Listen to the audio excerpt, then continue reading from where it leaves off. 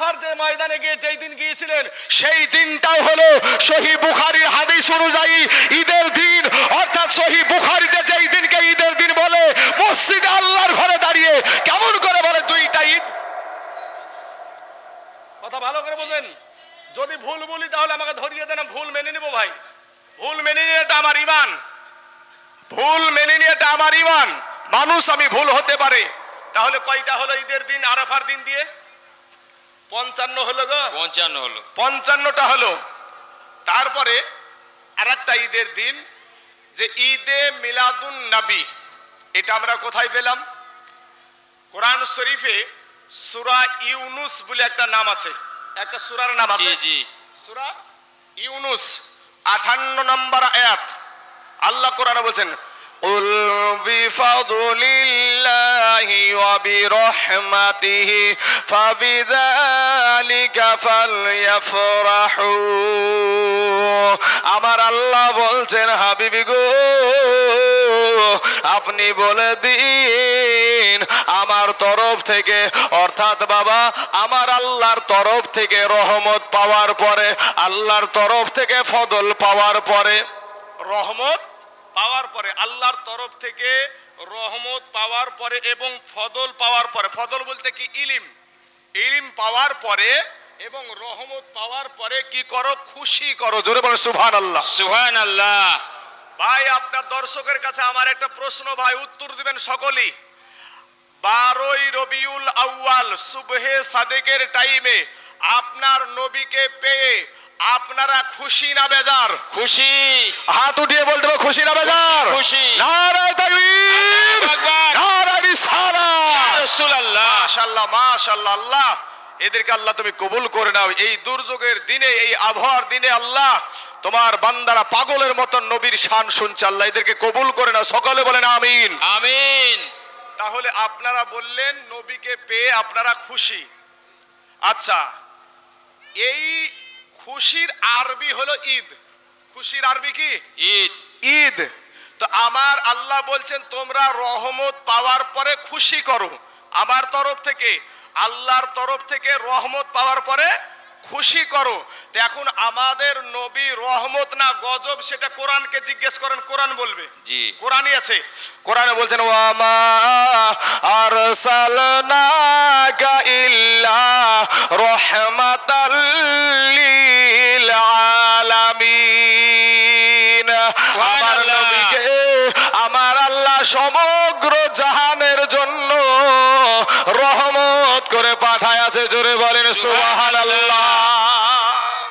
সারা জাহানের জন্য তোমার নবী, আমার নবী, সারাকুল কায়নাতের নবী, উনি হলেন রহমত। সুবহানাল্লাহ। রহমত পাওয়ার পরে খুশি করার কথা আমার আল্লাহ বলেছে, জি। দুনিয়ার কোনো মানুষ বলে নাই। তাই এই নাদান ঘাটের থানার অন্তর্গত এই ডাঙ্গাপাড়া গ্রামে এই বাবাজি যারা করছেন সেটা আল্লাহর হুকুম মেনে করছেন। জোরে বলেন সুবহানাল্লাহ। আর এটার যারা বিরোধিতা করছে তারা আমার বিরোধিতা করছে না, আপনারও করছে না। আমার নূর নবী, দয়ার নবী, আপনারও নবী, আমারও নবী, সেই নবীর বিরোধিতা করছে। তাহলে যেহেতু আল্লাহ বলছেন যে আমার তরফ থেকে রহমত পাওয়ার পরে তোমরা খুশি করো, ঈদ করো, তো ঈদ করার কথা যেহেতু আল্লাহ বলেছেন, কখন? রহমত পাওয়ার পরে। তো রহমতটা পাইছি কত তারিখে? 12ই রবিউল আউয়াল শুভে সাদেকের টাইমে। তো ওই দিনটাতে আমরা যে আনন্দ করি, খুশি করি, ঈদ করি, এটা আল্লাহর হুকুম। তাহলে আল্লাহর হুকুম অনুযায়ী আর একটা ঈদের প্রমাণ আপনারা পেয়েছেন? জি জি, পেয়েছেন বাবাজি। তাহলে 56টা ঈদ, এমন কি বাবাজি কোরবানির ঈদের পরের 3 দিন, জি জি, কোরবানির ঈদের, এটা আমি এখনো ওটাকে নিয়ে রিসার্চ করছি, আমি মানে এখনো সম্পূর্ণ করতে পারিনি, তাই পুরোটা বললাম না। তো বাবা ভাই ওই 3 দিনকেও ঈদের দিন বলা হয়েছে। জোরে বলে সুবহানাল্লাহ। তাহলে এই 56 আর 3 আবার চলে গেল আবার 69। আমার মতন ছোট 59টাতে বাবাজি, আমার মতন ছোট একজন ব্যক্তি যদি 59টা ঈদ হয়, তাহলে বাবাজি যারা মসজিদে দাঁড়িয়ে, আল্লাহর ঘরে দাঁড়িয়ে যারা বলে যে 2টা ঈদ, কত বড় মিথ্যা কথা বলে মুসলমান। আল্লাহ, আমরা গালি দেব না ভাই, আমরা তাদের জন্য দোয়া করব, আল্লাহ তাদেরকে হেদায়াত দান করুক, সকলে বলেন আমিন। আমিন। আচ্ছা, আপনারা যে মাহফিলটা করছেন, এই মাহফিল কেউ করেছে কি না? নবীগণ বা সাহাবাগণ বা আপনার কোন প্রশ্ন করছেন ভাই? বললে বলতে পারেন। আচ্ছা শুনেন, আমি যে কটা কথা বলছি এইগুলার ভিতরে যদি কারো ভুল মনে হয় আমাকে ধরবেন, আমি ধরতে বলছি, কিন্তু ভুল হলে আমি মেনে নিতে রাজি আছি। আমি যদি ভুল না বলি তাহলে আপনিও মেনে নেন আর আমিও মেনে নিব। জি জি আপনি আমাকে নিয়ে জান্নাতে চলেন, আপনাকে নিয়ে আমি জান্নাতে যাব। জি জি সকলেই নবীর সঙ্গে জান্নাতে যাব। কথা বলেন ঠিক না ভাই? ঠিক। ঠিক আছে। বাবাজি আমার সোনা মানিকেরা, চলুন সামনে বাড়ি। আমার এই ঈদের কথা আল্লাহ কোরআনে বলছেন, ওয়াইদ আখাযাল্লাহু মিসাকান নাবিয়িনা লামা আতাইতুকুম মিন কিতাবিন ওয়া হিকমাতিন। আল্লাহ কোরআনে বলছেন যে নবীগণকে রোজে আজলে সমস্ত নবীকে নিয়ে একত্রিত করে আমার আল্লাহ পাক আমার নবীজির মিলাদের কথা আলোচনা করেছে। জোরে বলেন সুবহানাল্লাহ। সুবহানাল্লাহ সুবহানাল্লাহ। কবি বলছেন ঈদ মিলাদুন নাবির মাহফিল, ঈদ মিলাদুন এই মাহফিলটা কি বলা হয়েছে? ঈদে মিলাদুন নবীর মাহফিল, এই মাহফিলটাই। তাই আমি এটা কবি বলছেন যে ঈদ মিলাদুন নবীর মাহফিল, ঈদ মিলাদুন নবীর মাহফিল প্রথম করছে রব্বানা, ইমানদার গুণ এ জুলুস করোনা। জোরে বলে সুবহানাল্লাহ। জুলুস হয়তো আপনাদের দেখে নাকি? জি। চলেন, জুলুস কোথা থেকে পেয়েছি ওটাও এই গজলই পেয়ে যাবেন। দেখেন, আরে ঈদ মিলাদুন নবীর মাহফিল, ঈদ মিলাদুন নবীর মাহফিল প্রথম করছে রব্বানা, ইমানদার গুণ জুলুস করোনা। ইয়াসিক রে সূরা আল ইমরানে আছে বর্ণনা, যাকে বলে অঙ্গীকার দিন, যাকে বলে অঙ্গীকার দিন, ওই কাহানার দলে দেখে না, ইমানদার গুণ জুলুস করোনা। ইয়াসিক রে শোনো নবীর আগমনের ঘটনা, আরে সাহাবারা জুলুস করেছে, সাহাবারা জুলুস করেছে যেদিন নবী গেছেন মদিনা। জোরে বলে সুবহানাল্লাহ।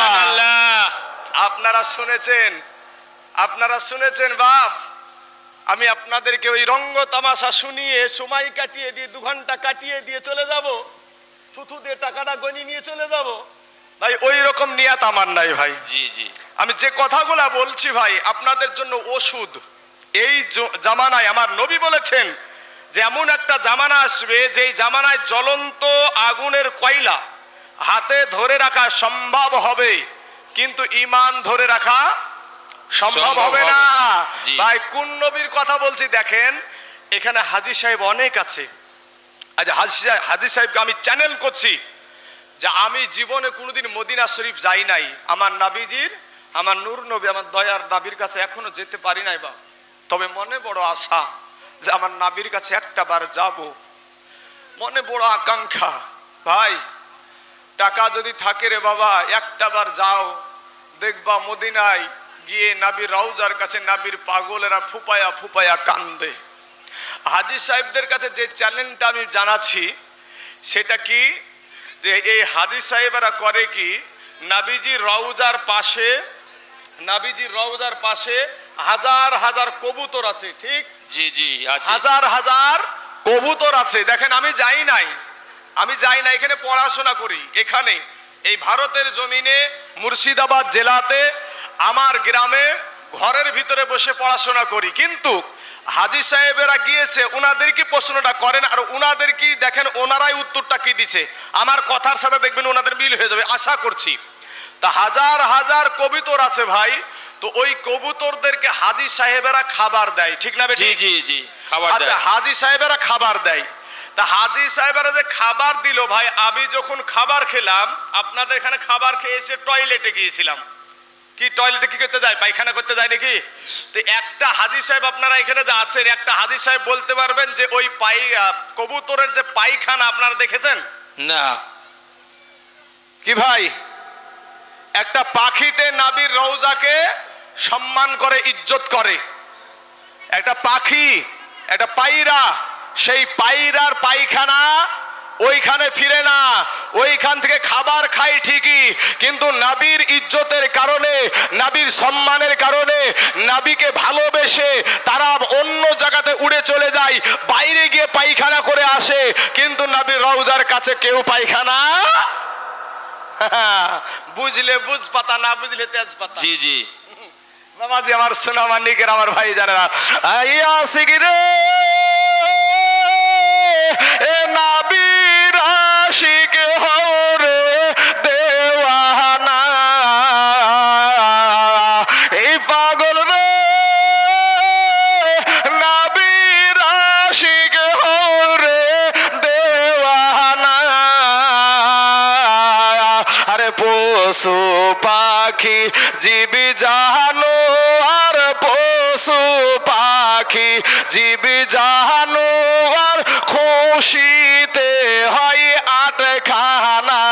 জোরে বলো সুবহানাল্লাহ। সুবহানাল্লাহ। ইমানদার গুণ জুলুস করোনা, ঈদে মিলাদুন নাবির মাহফিল, ঈদে মিলাদুন নাবির মাহফিল প্রথম করেছে রব্বানা।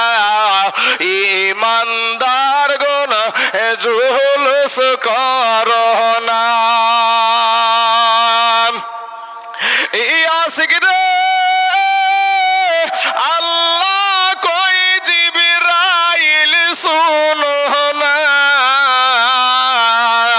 তুমি আসমান সাজাও, জামিন সাজাও, আসমান সাজাও, জামিন সাজাও, সাজাও বেহেশত খানা। জোরে বলে সুবহানাল্লাহ। ইমানদার গুণ জুলুস করোনা। এই বাজান গো, এই তাই জুলের মনের যন্ত্রণা। আরে কুল মাখলুকাত নাবি চিনিল, কুল মাখলুকাত নাবি চিনিল, ও হাবিরা চিনিল না। ইমানদার গুণ জুলুস করোনা। আল্লাহুম্মা সাল্লি ওয়ালা সাইয়্যিদিনা মাওলানা মুহাম্মদ ওয়ালা আলি সাইয়্যিদিনা মাওলানা মুহাম্মদ সাল্লাল্লাহু আলা মুহাম্মাদিন সাল্লাল্লাহু আলা মুহাম্মদ হরদম জবান সেরে কালো পাক নামে মুহাম্মদ হরদম জবান সেরে কালো শফিয়ানা মুহাম্মদ সাল্লাল্লাহু আলাইহি ওয়াসাল্লাম। বাপ আব্বা জানেরা, আমার যুবক ভাইয়েরা, সত্যি আপনাদের আদর্শ আল্লাহ পাক রব্বুল আলামিন আপনাদের ইজ্জত ও সম্মানকে আরো বাড়িয়ে দেখ, সকলেই বলেন আমিন। আমিন। আব্বাজান সত্যি আমি অন্তর থেকে খুশি। দেখবেন আমার পুরা ভিডিও দেখবেন, ইউটিউবে তো আমার অনেক শত শত বক্তব্য পাওয়া যায়, এই কথা দুইবার আমি বলিনি কোনো জায়গায়, কিন্তু আপনাদের যে এই দিনে এই আবহাওয়াতে যে আপনাদের এই যে ঢল, এদিক থেকে বলেন আর এদিক থেকে বলেন সুবহান আল্লাহ, সুবহান আল্লাহ। সুবহানাল্লাহ। আল্লাহ তুমি দয়া করে এই রহমতের নজরে, কুদরতি নজরে একটা বার আল্লাহ ডাঙ্গাপাড়ার মুসলমানের দিকে তাকায়া দেখো, তোমার গোলামেরা আল্লাহ গো তোমার নাবির শান শোনার জন্য পাগলের মতো তাকিয়ে আছে। আল্লাহ সকলকে তুমি কবুল করে না, সকলে বলেন আমিন। আমিন।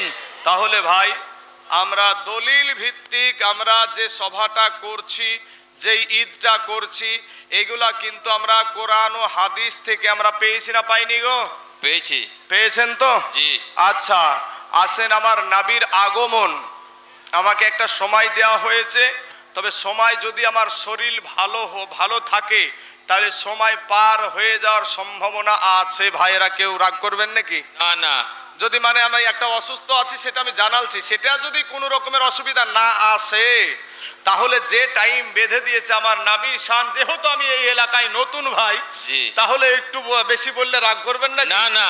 আচ্ছা ঠিক আছে। তাহলে আমার নবীজির আব্বা জানের নাম হলো আব্দুল্লাহ, নবীজির দাদার নাম হলো আব্দুল মুতাল্লিব, আমার নূর নবী আমার দয়ার নবীজির মায়ের নাম হলো হযরতে আমেনা রাদিয়াল্লাহু তাআলা আনহা। আমার নবীজির আব্বা জানের বয়স 24 বছর। এমতো অবস্থায় আমাদের সমাজে আমাদের যারা বাপদক্ষী মানুষ, যাদের পেটের সন্তান আমরা, এরা ভালো বলতে পারবে ভাই, যে আগে বেশির অংশ 8 চালা ঘর করা হতো ভাই। 8 চালা ঘর, চতুর্দিকে বৈঠকখানা থাকতো। জি জি। কোনো মেহমান আসলে ওই মেহমানকে ডাইরেক্ট বাড়িতে নয়, বৈঠকখানাতে বসতে দিত। জি। এগুলা এখনকার যুবকেরা না জানলেও আগেকার যারা আমাদের বাপদক্ষী মানুষ এখানে সব বসে আছে, এরা বলতে পারবে বিষয়গুলা। তো এখন তো আমাদের বক্স সিস্টেম ঘর, বুঝতেই পারছেন, ডাইরেক্ট আমার বাড়িতে আয় আর আমার বউটাকে আগে দেখ, আমার বিবিটাকে আগে দেখা কর, এই হয়ে গেছে আমাদের ঘরের সিস্টেম। জি। তা আব্দুল মুতাল্লিব একটা বৈঠকখানাতে বসে আছেন। মক্কার কিছু ছেলে রাস্তা দিয়ে চলে যাচ্ছেন, দেখছেন আব্দুল মুতাল্লিবের মনটা বড় ভারী, মনটা বড় ভারী, বেজার করে বসে আছেন, মন খারাপ করে বসে আছেন। এমতো অবস্থায় মক্কার ছেলেরা বলছে, কি ব্যাপার, আমাদের কাবা শরীফের খাদেম, কাবা শরীফের মুতাওয়াল্লি, ওনার মনটা এত ভার দেখা যায়, বিষয়টা কি, ব্যাপারটা কি? বাবারা আমার, পর্দার আড়ালের মা খালা গো, শুনে জানা যে রাতের বেলা গো মা, এই দুনিয়াটা কিছুই না রে মুমিন, এরে আমার নবীর উম্মাতের দল মাস্তানি করিও না রে বাবা, যৌবনের বাহাদুরি দেখায় না রে বাবা, তোমার চাইতে বড় মস্তান ছিল ফেরাউন। ফেরাউন আমাদের চাইতে বড় মস্তান ছিল না? ছিল না? জি জি। নিজে বলেছিল আনা রব্বুকুমুল আলা, আমি সবচাইতে বড় আল্লাহ। জোরে বলেন নাউজুবিল্লাহ। নাউজুবিল্লাহ মিন জালিক। কে বলছে? ফেরাউন বলছে যে আমি সবচাইতে বড় আল্লাহ।